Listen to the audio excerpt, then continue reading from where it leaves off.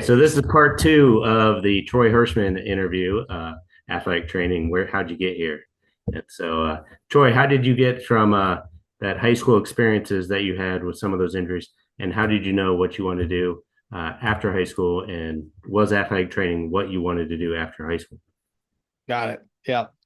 Yeah. I was, real quickly. So I told you I was going to tell you my athletic training career almost ended before it started. So my freshman year, we played a football game up at Taylor High School by Kokomo. We didn't get home till 1 o'clock in the morning, and my dad was picking me up, and he looked at me and he goes, I think you need to find something else to do because I am not picking you up at 1 o'clock in the morning after every Yeah, football game. yeah, Um, and I was scared to death. I'm like, Dad, I'm so sorry. I don't know what to tell you. And eventually he kind of calmed down that's probably and understandable with him being a dairy farmer oh and yeah, the exactly. Well, strict schedule that he he was didn't have on. at that point. I mean, I was milking cows in the morning and he was milking them in the evening, but um, that was kind of our deal since I had 4-H cattle that they were mine, and so yeah, it was needless to say that I think my mom talked some sense into him, and we obviously laugh about that now This kid's good because at this. He needs to keep up with it. yeah, exactly. So and all the places that I've had opportunities to go or be a part of or something like that, and I've kind of we I mean it's now he just we couldn't see it at the time. So but yeah, I thought it was going to end, but anyway, so bring that up about 4-H. I was a 10-year 4-H member in Boone County and did a lot of trips and was involved pretty highly in 4-H. And so I had this crazy idea that I was going to go to Purdue and become a youth extension agent for 4-H and lead 4-H programming and whatnot. And um, it was going to be that or be an athlete trainer. Mhm. And one of the days I figured out that there are 92 counties in the state of Indiana, so there's only 92 jobs for 4-H, or at least for what I wanted to do in Indiana, and the majority of those jobs were filled. So the prognosis of me getting a job out of college, potentially with that, were not the greatest, and probably athlete training was starting out. It was going to be a better way to go, and honestly, Steve, I really enjoyed medicine. I enjoyed, I remember when I was a little boy watching Emergency and thinking being a paramedic would be really cool. Um, I remember that but I show. also love what's that? I remember that TV show. Yeah, yeah, and but I also love sports. I mean, I was a big, football, basketball fan, Cincinnati Red fan. It was just cool to kind of be able to, honestly, to get into games for free and watch all I wanted. And so I figured out one day it was a natural marriage. In the meantime, I had screwed around enough in high school that I really wasn't paying attention to my grades. I was more of a social butterfly. I was the student body president. I was, doing different stuff, radio, television classes, goofing around.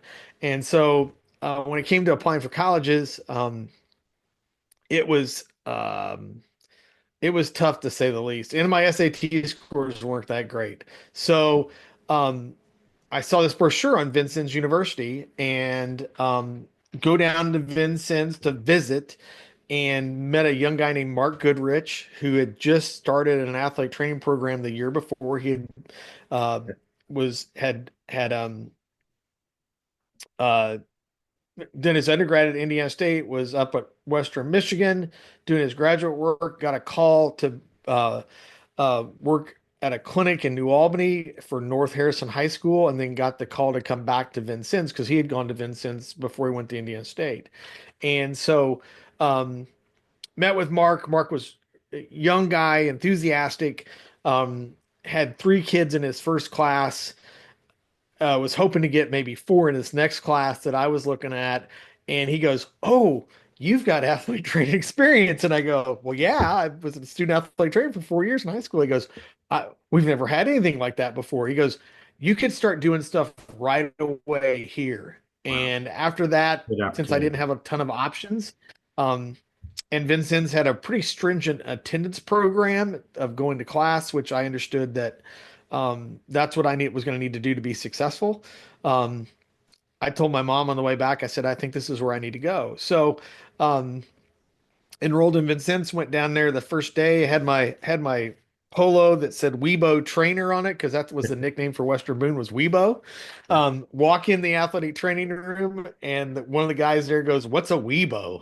And and then it stuck. And so Oh no, Mark that recognized me became your right name. away. We hit it off and I started helping out just with some basic stuff. And then um probably about the 1st of November. And Vincennes had a very, very good men's basketball program for the junior college ranks. Had a tremendous tradition, longtime head coach there, a guy named Dan Sparks. Um, they had brought in some big time people that had transferred out before that. Right. Um, and so that was my goal, was I'm going to work men's basketball by my second year there. And the guy that was working men's basketball got caught drinking screwdrivers in anatomy class Wow. and promptly got kicked out. And so Mark came to me and said, "Hey, we don't have anybody working men's basketball. You've got some experience. So would you be interested in doing that?" I'm like, "Are you kidding me? Yeah, I'd love doing that." So yeah, so I worked men's basketball and filled in other areas as much as I could, and then the next year worked men's basketball that time, and got to go out to Hutchinson, Kansas, both years for the National Junior College Basketball Tournament. Awesome experience. Informally met Larry Brown my first year because I had to give a coach's report to Dan Sparks about a guy with an ankle sprain, and he's like, "Oh, by the way, this is Coach Larry Brown." I'm like, yeah, and that's when he was at Kansas. I go, yeah, I know who you are. Um, it was a great experience. Vincennes was awesome in the aspect that Mark um was a tremendous teacher and had learned from Bob Binky and Dr. Ken Knight and dispensed an incredible amount of basic foundation knowledge on myself and Beth Geisman and or Beth Harrell now. Um, and I think that's the thing that um he was young and so he was learning and learning as much from us as we were from him, but just that ability to have a small class size. There was three of us in the class. I mean, we were doing evaluations and stuff. We had tons of time to do all that stuff, and then to travel, to work with an individual team and travel was it just gave us a whole nother level of confidence That's awesome. And a that great foundation for because did Vincent have an undergrad program or were they just starting that undergrad program? so what it was an undergrad program. So you were considered freshmen and sophomores. But that program was he had worked really hard to set it up to transfer to other four-year institutions. I mean, and basically because he was an Indiana State alum, he had basically copied the Indiana State proficiency manual. Yeah. That's what we were learning from. And so if and Beth talks about that in her podcast, is that she went to Indiana State and her first class is like Yeah. she's like, "Yeah, I've already done all this stuff." Yeah. You know, Yeah. and so by the time I went to Ball State, I already knew how to do I could do evaluations, I could do rehab, I could do all that stuff because we had a we even though um I had to take the lower extremity evaluation class again because they needed one more credit hour, I guess. It was only 2 credit hour class at Vincennes, whereas a 3 credit hour class at Ball State. Um, I was already way ahead in that class, particularly with than the other students that was in there with. And it wasn't, I tried not to stand out, because I knew Yeah. the Yeah. answers to this stuff. Yeah. But there were sometimes it was just way too easy, and I just would speak up and I tried to learn my way around that. So to back up, so at Vincent's great experience, um, loved every minute of it. Had made great friends. Sean Parrish, I took care of Sean Parrish his last year at Vincennes before he transferred to Ball State. I mean, and that's how we got to be really good friends. But when it came time to transfer, I could go to Indiana State. I took a visit to Indiana State. But Mark was like, "Hey, we need to branch this thing out." He had talked to John Schrader at IU. I really had no interest in going to Bloomington. I was dating a girl at Butler at the time. And so I thought, well, that's closer than Ball State's closer than Indiana State. Let's go do that. So um, I came up and visited Ball State. Um, I was supposed to talk to Mike Ferrara, but Mike was leaving to go to Penn State. So I talked to Cindy McKnight. And then I went out to football practice with out on that north field. I don't know if you remember that north practice field where the field hockey and soccer Yeah. field are now. Yeah, it's still And right off McGallion.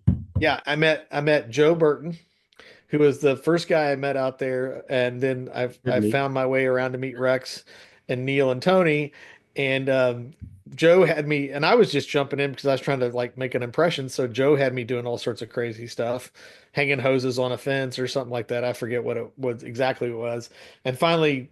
Rex told me, he goes, that guy's a student just like you. You don't have to Don't do what listen he to tells him. you to do. Yeah, you don't have to do it. And so I could just sense the personality types were going to fit me better than going to someplace else. So, Can you imagine as long, anything better than Rex and Tony and Neil and learning from yeah, them and yeah. I mean, participating with them and it's yeah, yeah, goes on. yeah. And so I transferred to Ball State, and my first couple of days, I mean, I kind of got acclimated to campus and whatnot, but I lived in Howick Hall. I was a junior, but I didn't necessarily want to live off campus because I hadn't done that yet, and I needed to kind of find my way around. So I lived in Howick Hall with my roommate, who was another junior college transfer from Michigan, and we lived and this is the most incredible thing, we lived in the first floor, the first door in Howick Hall. Like I took two steps out and I was at the cafeteria. Yeah. I mean, I thought of all the lucky things I could be in.